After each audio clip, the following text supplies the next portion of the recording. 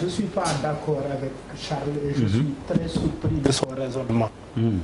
Parce que pour moi, le raisonnement de Charles, je suis désolé de le dire comme ça, c'est un raisonnement très partisan et très subjectif. Nga baal ma sama mag nga xëy na waruma la waxee noonu. C'est très subjectif comme raisonnement. Bu ñu xoolee d'abord lu am. Xëy na li may njëkk a wax nii c'est très subjectif. Moi, j'ai regardé le ministre à la télé. Il était mal en point. Il n'était pas à l'aise. Il n'était pas dans son assiette. Donc toi, il t'a pas convaincu? Non, c'est-à-dire nit booy wax li ngay wax leer la te nekk dëgg ñàkk na 63 fois. Pomp na laal na yére bi boutonné waat na ko il a tout fait.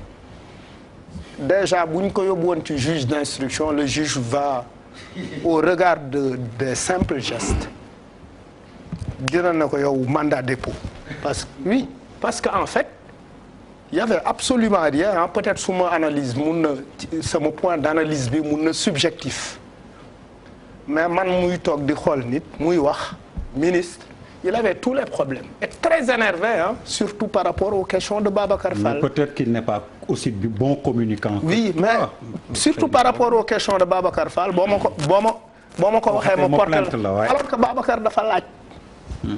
Babacar dafa laaj, hein, il a fait le bon. Bu ñu ñëwee objectivement ci d'abord camion yi.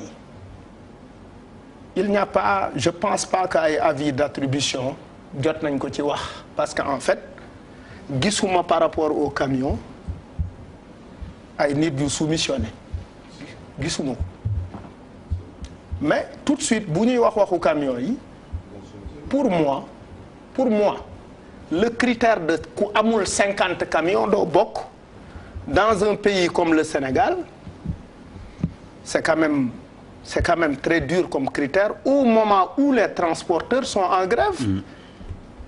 Ndiaga Ndiaye yor na ay car rapide ay camion xëy na Mbaye Mbuub Pa Motine bi dëkk Guédiawaye yor na xëy na 5 camions la am.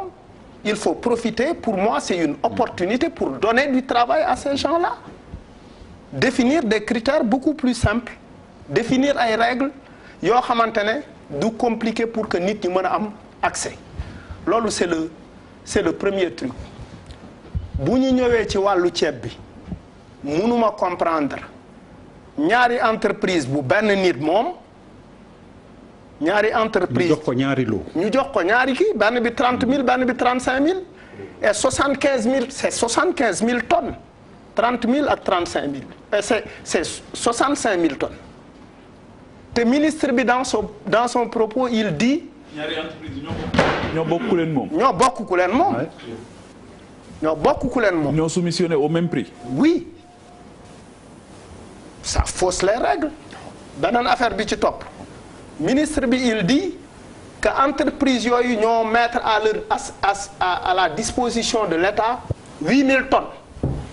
ñu ngi ci situation d'urgence am na ñu proposé Jàppo SA proposé na 10 000 tonnes. Peut-être avec 280 francs.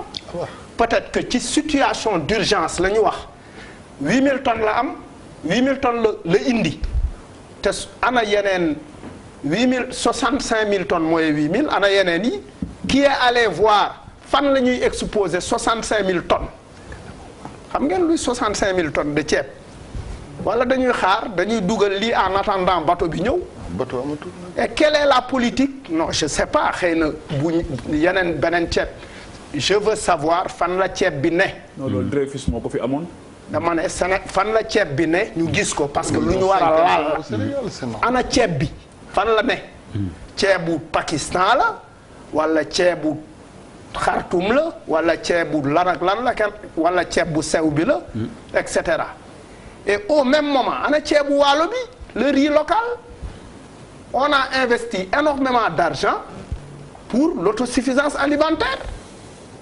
Mais li ñu jënd yëpp amul une partie qui est réservée à la production locale. Mais rien, absolument rien. C'est au moment où on nous parle d'émergence, au moment où on nous vend ay concept yuy wax way Sénégal émergent, etc., etc. C'est-à-dire, il faut qu'on soit beaucoup plus sérieux. Et l'autre truc qui me met très mal à l'aise dans cette situation, xëy na loi li may wax nii xëy na këyit justifié wu ko ñeneen mun nañ ko xoole neneen mais sa goro jamono yële passé sa rakk ñu ngi ko tudd ci ay mbir ñu ngi ci situation bu compliquée Sonko alerté woon il avait sonné l'alerte. La société civile avait sonné l'alerte. On a parlé de comité de pilotage.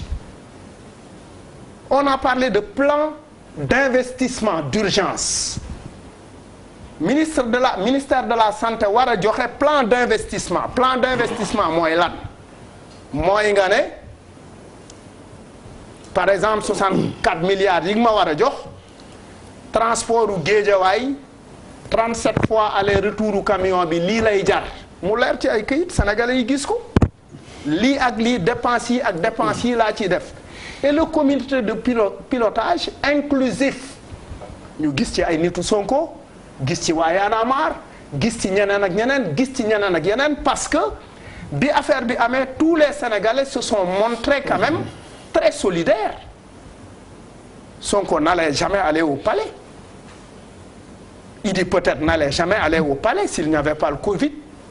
ñeneen ñi il n'allait jamais aller au palais. C'est la situation qu'il a imposée nit ñi dem palais.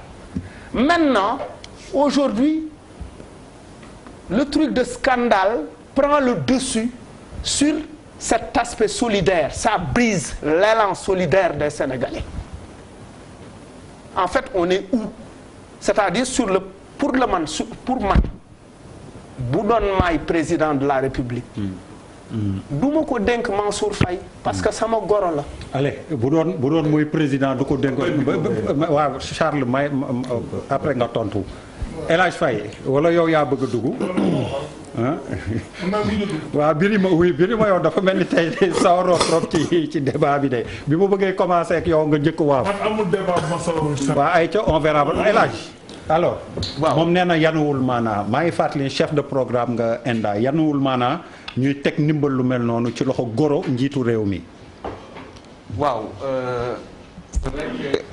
loolu ay considération la yoo xamante ne waaw mën nañ ko apprécier bon ci état lañ nekk xëy na président am na ñu mu def confiance ak ñu mu deful confiance loolu bugguma ci sori trop.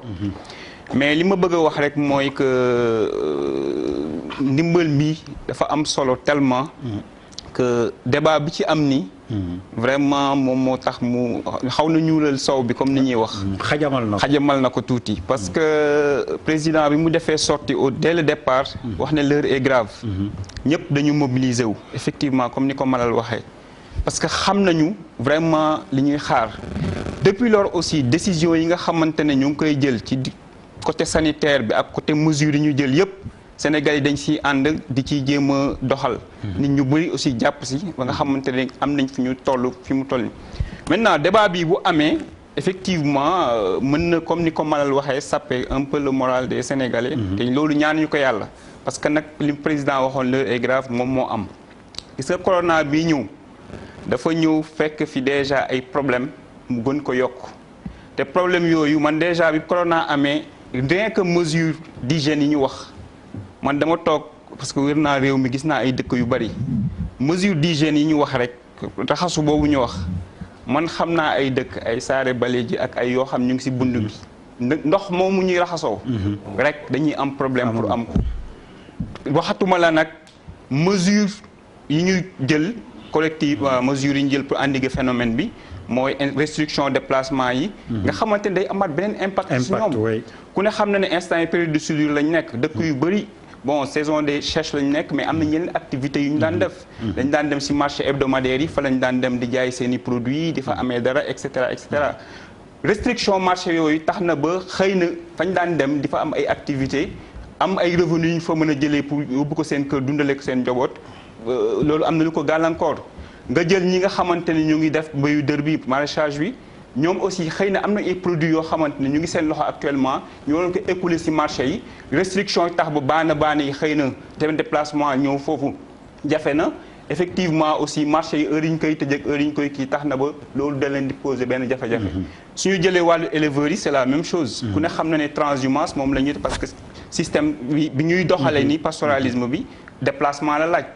est-ce que restriction déplacement yi du am conséquence ci éleveurs yooyu nga xamante ne dootuñu am lu ñu dundee dootuñu am ay marché yu jaayee seen i produits parce que éleveur noonu lay def day jël benn ay gàttam dem jaay am ci ab tout ça doon ay problèmes yoo xamante ne déjà ñu ngi woon ci monde rural bi et que mesure d'urgence bii ñu jël vraiment dafa nekkoon lu salutaire loo xam ne doon ñëw pour soulager population yi nga xamante ne ñoom ñoo nekk ci gox-goxaan yooyu donc bu ñu ñëwee nag bon coow lii bari affaire yooyu bon vraiment parasité loolu day doon loo xamante ni ñu kii la mais quand même position de principe bu société civile yi mooy que ne dañu bëgg a transparence quand même dans tout ça dans toutes les procédures mais que je pense que voilà war nañu vraiment xoolaat loolu ba bañ a sappe moralu Sénégalais yi comme ni ko kii waxee ñu continuer li nga xamante ne médecins yi ñu ngi koy def ci ñu koy rafetlu bu baax a baax policiers yi di fanaan ci mbedd mi et cetera ñoom ñëpp jàpp si homme politique yi tamit ak ñi nga xam ñoom la ñuy jox fonds yooyu ñu xool ci loolu ñoom tamit gën a doxal ba nga xamante ne ñi ko yelloo